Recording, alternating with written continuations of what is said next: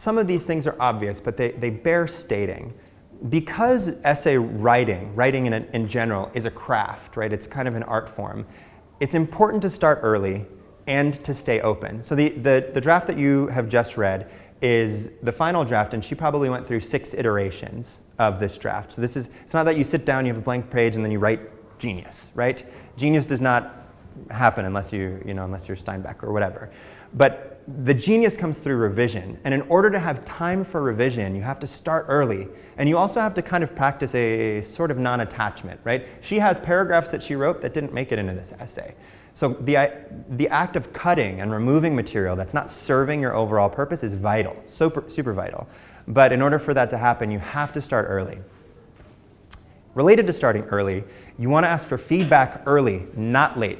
If you're going to be asking people for feedback, that includes teachers, that includes your parents, whoever it may be, don't ask for feedback on a final draft. If you're just about to submit your essay, that's not the time for feedback. Feedback is something when you have a rough draft or you're brainstorming or talking about topics or you have a second draft, ask for feedback then. But always, always ask for specific and targeted feedback. Say, do these topics make sense next to each other?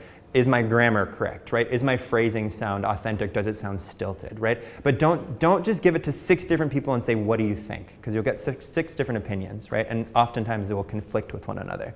So in order to get the most out of your feedback, you want to be very specific and targeted about what you want, and you want to ask for it early. And then once you've kind of committed to your trajectory, stay there.